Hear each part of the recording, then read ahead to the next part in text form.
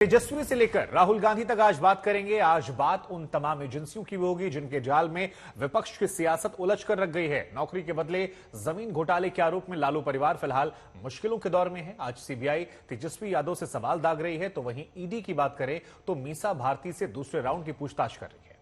एजेंसियों की पूछताछ की रिले रेस ने बिहार की सियासत को इन दिनों गर्मा कर रख दिया है। सवाल वैसे बिहार तक का नहीं है, क्योंकि बात दिल्ली में भी चल रही है और दिल्ली भी इस वक्त सियासी तौर पर तपिश की आंच को महसूस कर रही है।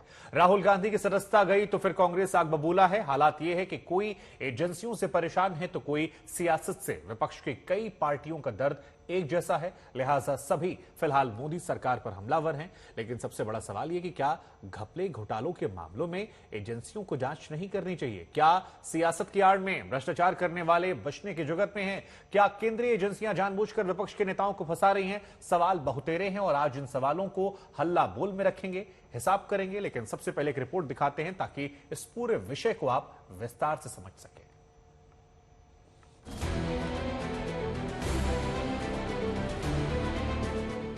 जमीन का जंजाल पीछा नहीं छोड़ रहा है। लालू परिवार के लिए जमीन के बदले नौकरी का मामला नासूर बन गया। तेजस्वी से सीबीआई के पहले राउंड की पूछताछ पूरी हो गई, लेकिन मामला अभी निपटा नहीं है। सीबीआई के दर पर जाने से पहले बिहार के डिप्टी सीएम तेजस्वी यादव ने ताल ठोकते हुए कहा कि वो लड़ेंगे। जो भी जांच एजेंसियां जांच कर रही हैं, हम लोगों शुरू से ही हम लोगों ने कोऑपरेट किया है, सहयोग किया है। लेकिन जो देश में माहौल है, आप सब लोग जान ही रहे कि झुकना जो है बहुत ही आसान है और लड़ना जो है बेहद ही मुश्किल है। तो हमने लड़ने का फैसला किया है और हम लोग लड़ेंगे और जीतेंगे। सीबीआई ने पूछताछ के लिए तेजस्वी यादव को 3 बार समन दिए थे, लेकिन तेजस्वी हाजिर नहीं हो सके। इसके बाद तेजस्वी ने दिल्ली हाईकोर्ट का दरवाजा खटखटाया और सीबीआई के समन का विरोध किया, निजी और राजनीतिक वजहों का हवाला दिया। हालांकि सीबीआई ने कोर्ट को भरोसा दिया कि वो तेजस्वी यादव को गिरफ्तार नहीं करेंगे। इसी शर्त पर तेजस्वी ने 25 मार्च को सीबीआई के सामने पेश होने का भरोसा दिया।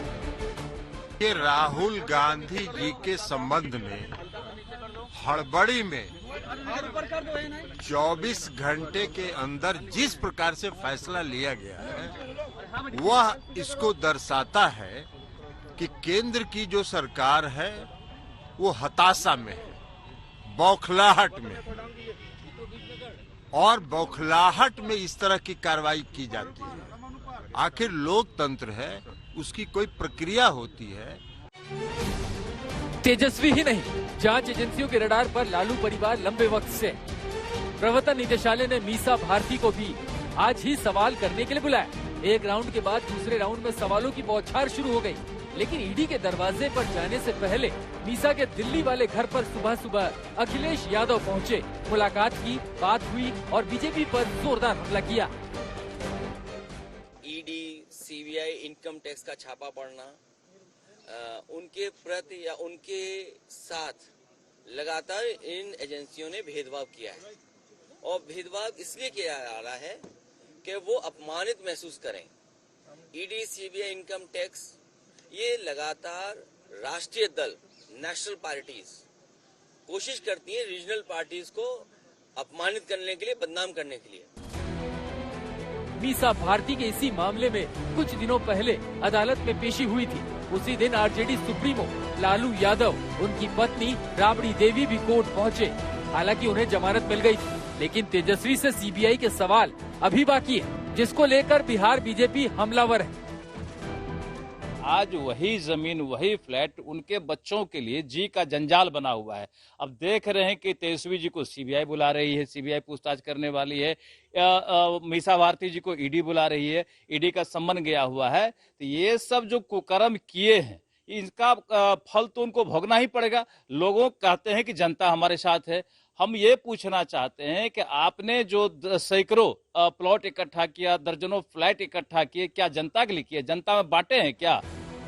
तेजस्वी यादव को नसीहत चिराग पासवान भी दे रहे हैं। जब राहुल जी के केस में या तो शायद इनके वकील उस तरीके से अपनी बातों को रख नहीं पाए, और या फिर सही में जो इन्होंने कहा था भाई वो आपत्तिजनक तो था ही कि भाई हर चोर मोदी ही क्यों होता है, ये गलत है। आप एक समुदाय विशेष की भावना को आप ठेस पहुंचाते हैं। मानहानि तो आप कर ही रहे हैं, मानहानि का विषय तो ये बनता ही है। तो अगर उसी तरीके से तेजस्वी जी अगर अपनी बातों को अच्छे से रख पाए तो मुझे नहीं लगता कि उनको डरने की जरूरत है। दरअसल नौकरी के बदले जमीन का ये पूरा मामला यूपीए सरकार के वक्त का है। तब लालू यादव रेल मंत्री थे। लालू यादव पर आरोप है कि 2004 से 2009 के बीच रेल मंत्री रहते हुए उन्होंने बिहार के कई लोगों से रेलवे में नौकरी के बदले जमीन लिखवाई थी। इसी मामले को लेकर ईडी ने तेजस्वी के दिल्ली वाले बंगले पर भी रेड की थी।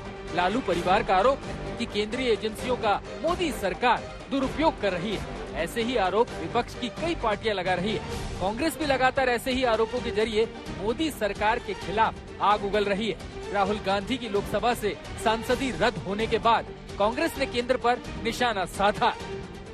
राहुल गांधी सोचता है मेरा नाम सावरकर नहीं है, मेरा नाम गांधी है। गांधी किसी से माफी नहीं मांगता। और मैंने कहा पार्लियामेंट हाउस में कहा कि भैया मुझे बोलने दीजिए ना, एक बार तो बोलने दीजिए। 2 बार चिट्ठी लिखी, तीसरी बार मैं पर्सनली स्पीकर से जाके कहता हूं, स्पीकर सर प्लीज, आप डेमोक्रेसी के लोकतंत्र के आप प्रोटेक्टर हैं, मुझे बोलने दीजिए। मुझको आगे कहते हैं भैया मैं तो नहीं कर सकता। राहुल को सबसे बड़ा सियासी झटका लगा, जिसके बाद विपक्ष लामबंद हो गया। लेकिन क्या विपक्ष का ये गुस्सा 2024 के लोकसभा चुनाव में वोटों में तब्दील कर सकेगा या फिर बैकफायर कर जाएगा? सहरसा से धीरज सिंह, दिल्ली से श्रेया चटर्जी, हिमांशु मिश्रा के साथ आज तक ब्यूरो।